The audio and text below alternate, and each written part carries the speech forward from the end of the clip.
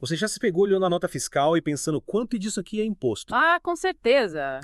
O sistema tributário brasileiro é tão cheio de detalhes, né?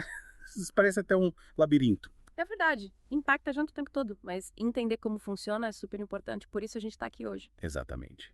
Bem-vindos ao Arigata Talks Nova, um podcast para quem quer entender temas complexos de um jeito descomplicado. E hoje a gente vai mergulhar no mundo dos tributos brasileiros. É isso aí. A gente tem trechos de um curso de contabilidade tributária e, claro, a expertise do nosso especialista em tributos aqui para nos guiar. A gente vai desvendar tudo. Para começar, vamos direto ao ponto. O que define um tributo? Boa pergunta. Quando a gente fala de tributo, a gente está falando de impostos, taxas e contribuições, cada um com suas características. Tipo, imposto de renda é um tipo de... Imposto é um dos mais conhecidos, né? aquele que a gente declara todo ano. Exatamente. Mas ele é só um exemplo. Isso, as taxas, como elas se encaixam. As taxas são cobradas quando você usa um serviço público específico. Ah, entendi. Tipo, se eu preciso de uma licença ambiental para minha empresa, eu pago uma taxa por esse serviço, certo? Isso mesmo? É como um pagamento por um serviço, então. Exatamente. E aí a gente tem as contribuições, que são pagamentos para financiar atividades ou políticas públicas específicas. Tipo a COFINS, né? Contribuição para o financiamento da Seguridade Social. Perfeito. A COFINS vai direto para a Previdência Social. Então a gente tem impostos para necessidades gerais, taxas para serviços específicos e contribuições para áreas como a Previdência. Mas fala, o governo pode sair criando ou aumentando impostos do nada. Não, a Constituição protege a gente disso. Ufa, bom saber. E como essa proteção funciona? A Constituição tem vários princípios que protegem os contribuintes. Um deles é o princípio da legalidade. Legalidade. Ele garante que nenhum tributo pode ser criado ou aumentado sem uma lei específica. Ah, entendi. Então o governo não pode simplesmente decidir aumentar o imposto por conta própria. Não, precisa passar pelo Congresso, ser debatido, aprovado, tudo certinho. Isso dá mais segurança, né? Saber que as regras não mudam de uma hora para outra. Exato. E por falar em mudanças, tem o princípio da anterioridade. Anterioridade.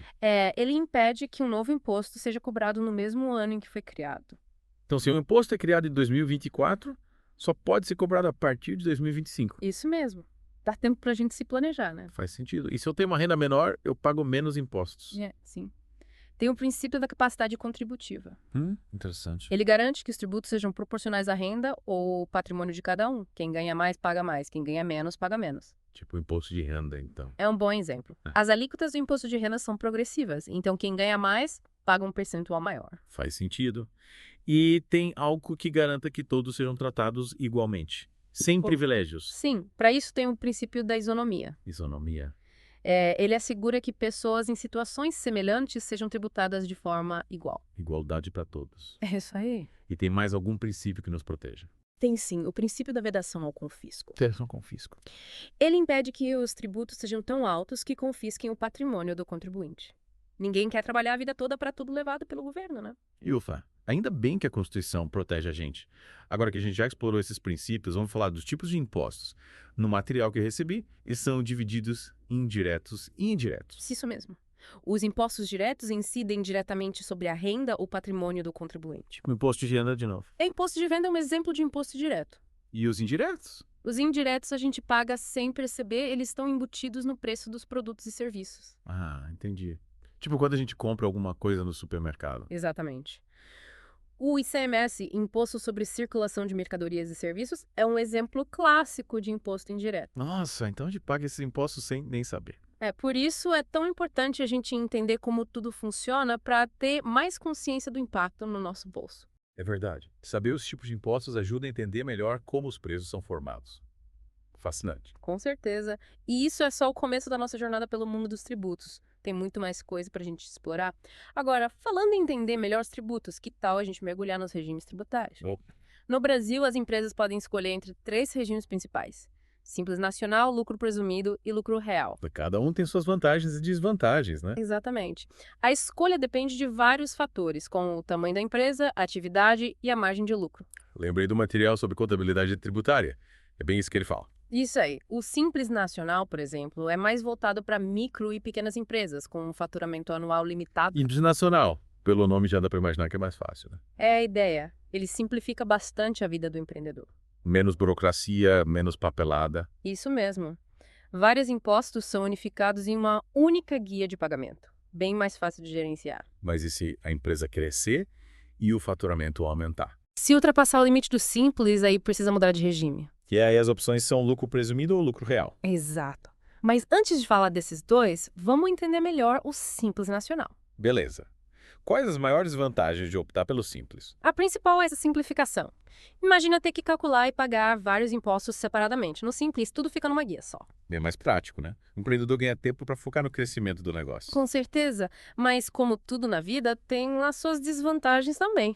Tipo, Nem todas as empresas podem optar pelo Simples. Algumas atividades são excluídas e têm restrições em relação à participação societária e ao tipo de receita. entendi. E claro, tem o limite de faturamento. Se a empresa crescer muito, sai do simples. Isso aí. Aí precisa escolher entre lucro presumido ou lucro real. E aí a coisa complica um pouco mais, né? Pode ser. Mas vamos entender cada um. Começando pelo lucro presumido. Presumido. E o que significa presumir o lucro? É tipo um chute. De certa forma, sim. No lucro presumido, a base de cálculo do imposto de renda e da CSLL é um percentual fixo sobre a receita bruta. Então, mesmo que o lucro real seja diferente, o imposto é calculado sobre esse valor pré-definido. Exatamente. E os percentuais variam de acordo com a atividade da empresa. Sei lá, tipo comércio. No comércio, a presunção de lucro é de 8% da receita bruta. Entendi. Mas qual a vantagem de usar o lucro presumido em vez de calcular pelo lucro real? A vantagem é que simplifica bastante. A empresa não precisa de uma contabilidade tão complexa quanto no lucro real. Ah, entendi. Menos dor de cabeça para calcular os impostos. Exato.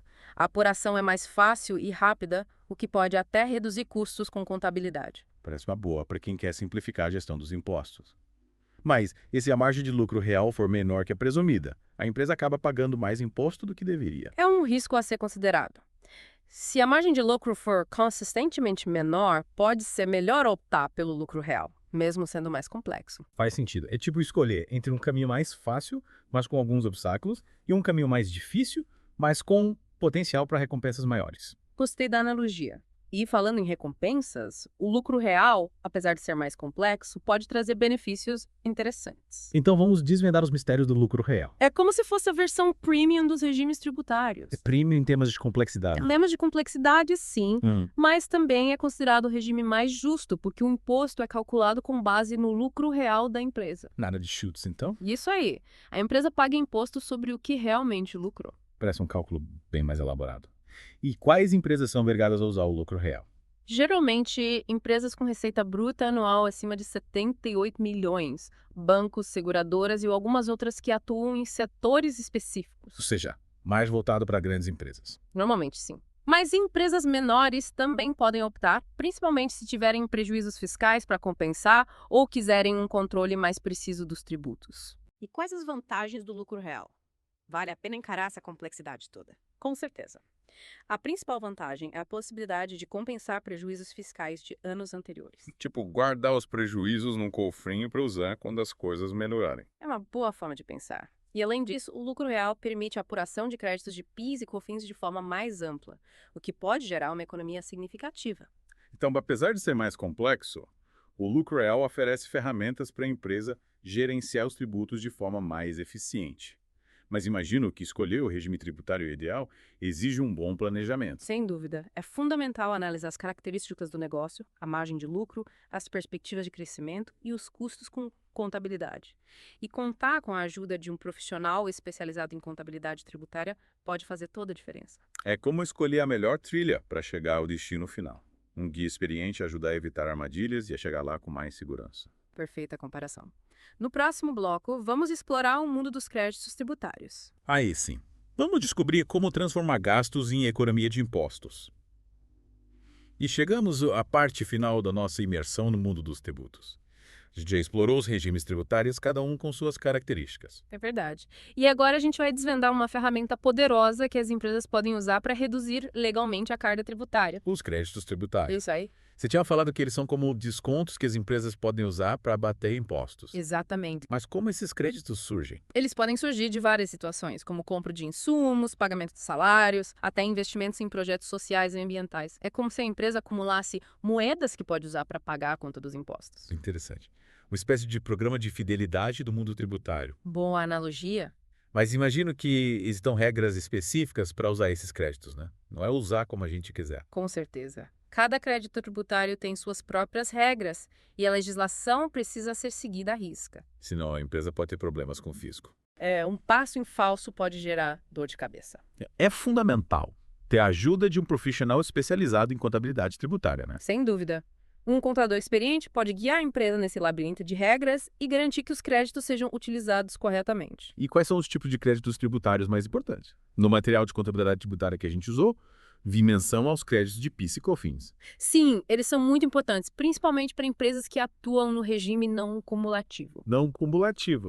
Nesse regime, a empresa pode descontar dos impostos a pagar o PIS e COFINS que já foram pagos nas etapas anteriores da cadeia produtiva. Tipo, se uma indústria compra matéria-prima e paga PIS e COFINS sobre essa compra, Isso. ela pode usar esses valores como crédito para abater o PIS e COFINS, que vai incidir sobre a venda dos produtos acabados. Exatamente. É como se o imposto viajasse junto com o produto ao longo da cadeia. E a cada etapa, a empresa pode resgatar um pedaço desse imposto. Uma boa forma de visualizar. Que sistema inteligente. Mas você mencionou que isso só funciona no regime não cumulativo. E para quem está no lucro presumido? No lucro presumido, as empresas usam o regime cumulativo de PIS e COFINS. Aí não tem essa apuração de crédito. Ou seja, elas pagam PIS e COFINS sobre a receita bruta, sem poder descontar o que já foi pago pelos fornecedores. Isso mesmo. Então, a escolha do regime tributário também impacta a forma como os créditos de PIS e COFINS podem ser usados. Exatamente. E além desses créditos, quais outros são importantes? Os créditos de ICMS também são bem relevantes. Eles podem ser gerados na compra de insumos, bens do ativo imobilizado. Tipo máquinas e equipamentos. Isso, e em outras situações específicas também. Então, se uma empresa investe numa máquina nova para produção, Ela pode gerar créditos de ICMS para abater o imposto a pagar nas vendas futuras. mais uma forma de recuperar parte dos impostos pagos, então. Exatamente. Esses créditos tributários são uma ferramenta e tanto. Mas e se a empresa tiver mais créditos do que débitos de impostos? Ela fica com um saldo positivo. Sim. Aí ela pode compensar esses créditos com outros impostos a pagar, tipo imposto de renda, ou pedir a restituição dos valores. Ou seja, usar o saldo para quitar outras dívidas tributárias ou pedir o dinheiro de volta. Exatamente. É com o crédito que a empresa tem com o governo. Incrível. Mas imagino que pedir a restituição seja um processo burocrático. Tem um pouco de burocracia sim, mas com um bom contador e um bom planejamento, a empresa consegue recuperar os valores. Depois de explorarmos tudo isso, que conselhos você daria para quem quer aproveitar os créditos tributários de forma estratégica? Primeiro, organização. Ter uma contabilidade precisa e organizada é essencial para identificar todos os créditos a que a empresa tem direito. É como organizar as finanças pessoais. Sem controle, a gente perde a oportunidade de economizar ou até paga mais do que devia. Boa comparação.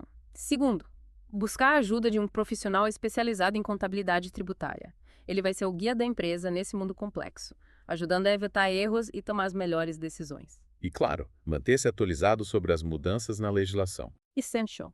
As regras mudam o tempo todo. Estar por dentro das novidades garante que a empresa esteja aproveitando todas as oportunidades de forma legal e eficiente. Com certeza. Nossa, que jornada incrível! A gente desvendou os mistérios dos tributos, explorou os regimes tributários, descobriu o poder dos créditos tributários. Foi bem completo. Que mensagem final você deixa para quem acompanhou a gente até aqui? A mensagem principal é que o sistema tributário, por mais complexo que seja, pode ser compreendido e gerenciado de forma estratégica. Com conhecimento, planejamento e a ajuda de profissionais qualificados, as empresas podem transformar os desafios da tributação em oportunidades de crescimento. É isso aí.